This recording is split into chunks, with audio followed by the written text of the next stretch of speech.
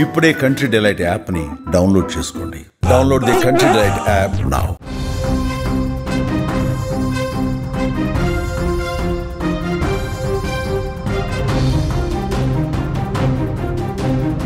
Breaking news చూస్తున్నాం. Sigachi factory ప్రమాదంలో 42 మంది చనిపోయారు. ఎయిర్ ఫైర్ సిస్టంలో ప్రెషర్ ఈ ప్రమాదానికి కారణంగా తెలుస్తోంది. ముందుగా ఎయిర్ బ్లోయర్ పేలినట్టుగా తెలుస్తోంది. ఎయిర్ బ్లోయర్ పేలడంతో మంటలు ఒక్కసారిగా ఎగిసిపడ్డాయి. రియాక్టర్కు మంటలు అంటుకోవడంతో భారీ పేలుడు సంభవించింది. చెవులకు చిల్లులు పడిపోయేంత శబ్దం వచ్చింది. ఈ పేలుడు ధాటికి భూమి కూడా కొద్దిగా కంపించింది. 3 అంతస్తుల సిగాచి బిల్డింగ్ అనేది కుప్పకూలినటువంటి పరిస్థితి. సిగాచి కంపెనీలో మందుల తయారీకి సంబంధించిన కన్సిస్టెన్స్ మైక్రోస్టెలైన్ సెల్యులర్ పౌడర్ ఉత్పత్తి చేస్తారు. ఈ ప్రమాద సమయంలో 111 మంది సిబ్బంది విధుల్లో ఉన్నారు. ప్రమాదంలో కంపెనీ యజమాని కూడా దుర్మరణం పాలయ్యారు. బ్రేకింగ్ న్యూస్ మనం చూస్తున్నాం. సిగాచి ఫ్యాక్టరీ ప్రమాదంలో మృతుల సంఖ్య పెరగటం ఇప్పుడు ఆందోళనకు గురిచేస్తోంది. ఇప్పటికే మృతుల సంఖ్య 42కి చేరింది. అది 50 వరకు వచ్చే అవకాశం ఉన్నట్టుగా కనిపిస్తోంది. ఎందుకంటే కొన ఊపిరితో ఇంకొంతమంది కొట్టుమిట్టాడుతున్నటువంటి పరిస్థితి ఉంది. ఈ ప్రమాదానికి అసలు కారణం ఎయిర్ బ్లోయర్ అని తెలుస్తోంది. ఎయిర్ ఫైర్ సిస్టంలో ప్రెషర్ ఒక్కసారిగా పెరిగిపోయింది. ఎయిర్ బ్లోయర్ పేలి మంటలు ఎగిసిపడ్డాయి.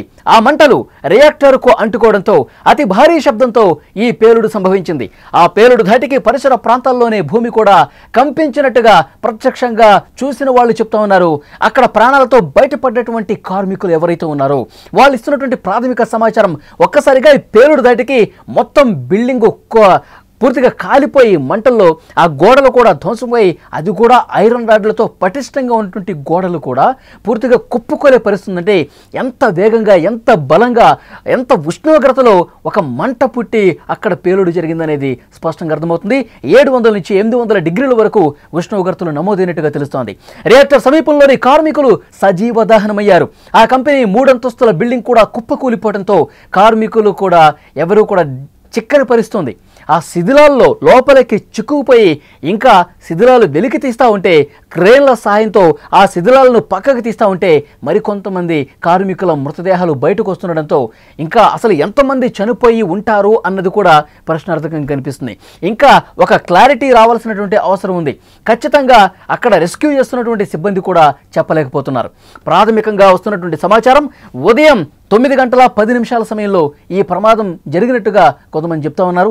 111 మంది కార్మికులు, ఉద్యోగులు ఈ విధుల్లో ఈ ప్రమాద సమయంలో అక్కడ ఉన్నారు. ఈ ప్రమాదంలో ఫ్యాక్టరీ యాజమాన్యానికి చెందిన గోవన్ అనే వ్యక్తి, ఇతను వైస్ ప్రెసిడెంట్గా ఉన్నాడు కంపెనీకి సంబంధించి, ఎలన్ గోవన్. అతను కూడా ప్రాణాలు కోల్పోయినటువంటి పరిస్థితి ఉంది. అది క్వాలిటీ కంట్రోల్ డిపార్ట్మెంట్లో అక్కడ విధులు నిర్వహిస్తున్న ఉద్యోగులతో కాసేపు మాట్లాడి పరిస్థితిని సమీక్షించి ఈరోజు డ్యూటీకి సంబంధించిన ఇన్ఫర్మేషన్ తీసుకొని కొంత డైరెక్షన్ వాళ్ళకి ఇచ్చి ఆ క్వాలిటీ కంట్రోల్ డిపార్ట్మెంట్ నుంచి కిందకు దిగుతుండగా ఒక్కసారిగా ఈ బ్లాస్ట్ జరిగింది. సిగాచి ఇండస్ట్రీస్ లిమిటెడ్ భారతదేశానికి చెందిన సంస్థ. దీని ప్రధాన కార్యాలయం గుజరాత్లోని వడోదరలో ఉంది. ఈ కంపెనీని 1989లో స్థాపించారు. ప్రస్తుతం ఈ కంపెనీ హైదరాబాద్తో పాటు మరికొన్ని ప్రాంతాల్లో కూడా విస్తరించి ఉంది. ఈ కంపెనీలో మందుల తయారీకి సంబంధించిన కన్సిస్టెన్స్ మైక్రోస్టెలర్ సెల్యులర్ పౌడర్ ఉత్పత్తి చేస్తారు. ఈ పౌడర్ ఫార్మాస్యూటికల్, ఫుడ్ అండ్ న్యూట్రిస్యూటికల్, సౌందర్య సాధనాలు, రసాయనాల తయారీలో కూడా ఉపయోగిస్తారు ఈ పౌడర్ని. దీన్ని ముడి సరుకు నుంచి ఒక పౌడర్గా తయారు చేసేటువంటి ఒక ప్రక్రియలో ఈ పెద్ద ప్రమాదం జరిగినట్టుగా తెలుస్తోంది. అక్కడ బ్లోయర్స్ ఉంటాయి, ఎయిర్ బ్లోయర్స్ ఉంటాయి. పూర్తిగా ఆ రసాయనాల మిశ్రమాన్ని చల్లబరిచి పౌడర్గా తయారు చేసేటువంటి ఈ ప్రక్రియలో అక్కడ ఏర్పడినటువంటి అవరోధం కారణంగా, ఎందుకంటే పెద్ద ఎయిర్ బ్లోయర్స్ ఉంటాయి, ఆ ఎయిర్ బ్లోయర్స్ ఎప్పటికి కూడా గాలిని లోపలికి పీలుస్తూ బయటకు వదులుతూ ఉంటాయి. ఇలాంటి సందర్భంలో డస్ట్ పేరుకుపోతూ ఉంటుంది. ఈ డస్ట్ ఎక్కువగా పేరుకుపోవటం వల్ల, వాటిని సరిగా క్లీన్ చేయకపోవడం వల్ల ఎయిర్ బ్లోయర్స్ భద్రతకు సంబంధించిన ఏవైతే ప్రికాషన్స్ ఉంటాయో, ఏవైతే చర్యలు తీసుకోవాల్సినటువంటి అనివార్యత ఉందో వాటిని తీసుకోకపోవటం వల్లే, ఎయిర్ బ్లోయర్స్ పరిశుభ్రంగా చేయకపోవటం వల్లే, వాటిని పూర్తిగా పట్టించుకోకపోవటం వల్లే ఆ దుమ్ము పెరిగిపోయి ఒక ప్రెషర్కు గురై ఈ బ్లాస్ట్ జరిగినట్టుగా తెలుస్తోంది. ఎందుకంటే అత్యంత ప్రమాదకరమైనటువంటి రసాయనాలతో ఈ ప్రక్రియ అంతా జరుగుతుంది. పూర్తిగా వాటి నుంచి మైక్రో క్రిస్టలైన్ సెల్యులర్ పౌడర్ని తయారు చేస్తారు. ఆ పౌడర్ తయారు చేసే క్రమంలో ఒక కెమికల్ మిశ్రమంతో ఒక ప్రక్రియ స్టార్ట్ చేస్తారు. ఈ నేపథ్యంలోనే బ్లోయర్స్ సరిగా పర్యవేక్షించకపోవటం వల్ల అక్కడ ప్రెషర్ పెరిగిపోయి ఒకసారిగా బ్లాస్ట్ జరిగినట్టుగా తెలుస్తుంది. ఈ బ్లాస్ట్ ఎంత ప్రమాదకరంగా జరిగిందంటే, ఎంత భయకంపితుల్ని అక్కడ కార్మికులు గురి చేసిందంటే 700 నుంచి 800 డిగ్రీల ఉష్ణోగ్రతతో పెద్ద ఎత్తున మంటతో కూడినటువంటి బ్లాస్ట్ జరగటం వల్ల ఆ బలానికి, ఆ బలమైనటువంటి బ్లాస్ట్కి ఆ భవంతిలో ఉన్నటువంటి గోడలు కూడా కుప్పకూలిపోయి ఆ బిల్డింగ్ పూర్తిగా ధ్వంసమై నేలమట్టం అయిపోయిందంటే అది ఎంత ధాటిగా ఆ పేలుడు సంభవించిందనేది అర్థమవుతుంది. ఎంతటి పెను విషాదమో అర్థమవుతుంది. పూర్తిగా ఆ మంటల్లో చిక్కుకొని 10 మందికి పైగా సజీవ దహనం అయిపోయారు ఆన్ ది స్పాట్. ఇంకొన్ని మృతదేహాలు శిథిలాల కింద లోపల చిక్కుకున్నటువంటి పరిస్థితి.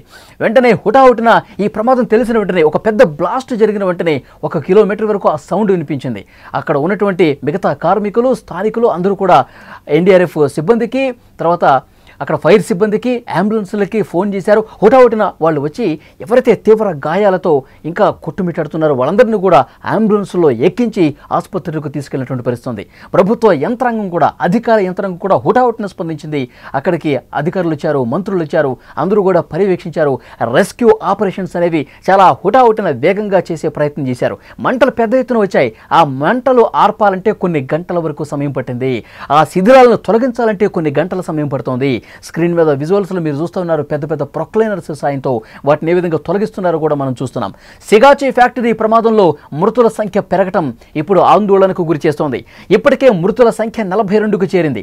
50 దాటే అవకాశం ఉంది. రెస్క్యూ పూర్తయ్యాక ఎంతమంది చనిపోతారన్న విషయానికి సంబంధించి క్లారిటీ వచ్చే అవకాశం ఉంది. ఈ ప్రమాదానికి అసలు కారణం ఎయిర్ బ్లోయర్ పేలటంగా తెలుస్తోంది. ఎయిర్ ఫైర్ సిస్టంలో ఒక ప్రెషర్ కారణంగా ఎయిర్ బ్లోయర్ పేలి మంటలు ఎగిసిపడ్డట్టుగా తెలుస్తుంది. ప్రమాదానికి గల కారణాలను శోధిస్తూ ఉన్నారు. ప్రాథమికంగా అందుతున్నటువంటి సమాచారం మేరకు అక్కడ ఎయిర్ బ్లోయర్ ఒక్కసారిగా బ్లాస్ట్ కావడంతో, ఒక ఒత్తిడి గురి కావడంతో రసాయనాల మిశ్రమ ప్రక్రియ చేసేటప్పుడు మైక్రో అక్కడ సెల్యులర్ ఆ పౌడర్ని తయారు చేసేటప్పుడు ఒక రసాయనిక ప్రక్రియ జరుగుతుంది. ఈ ప్రక్రియ సందర్భంలో ఎయిర్ బ్లోయర్స్ మధ్య ఒత్తిడి పెరగటం వల్ల, ఎయిర్ బ్లోయర్స్ను ఎప్పటికప్పుడు వాటిని క్లీన్ చేయకపోవటం వల్ల డస్ట్ పేరుకుపోయి ఒక ప్రెషర్ ఏర్పడి దాని కారణంగానే అతిపెద్ద పేలుడు సంభవించినట్టుగా ప్రాథమికంగా అధికారులు అంచనా వేస్తున్నారు.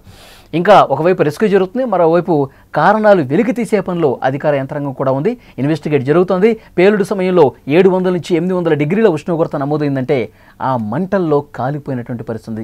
సజీవ దహనం అయిపోయారు కొంతమంది.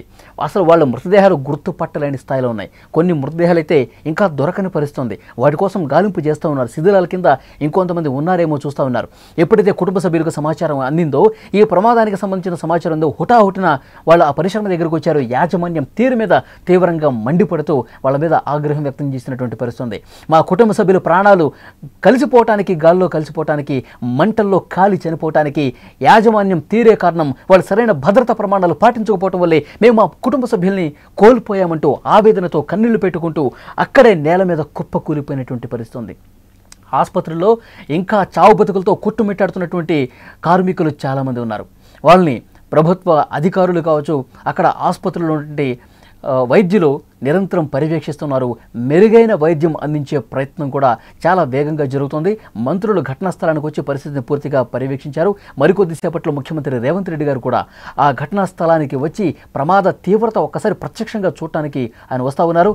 ఎప్పటికప్పుడు అధికార యంత్రాంగానికి అలర్ట్ చేస్తూ ఉన్నారు, డైరెక్షన్ ఇస్తూ ఉన్నారు. ఒక కంట్రోల్ రూమ్ కూడా ఏర్పాటు చేసిన పరిస్థితి.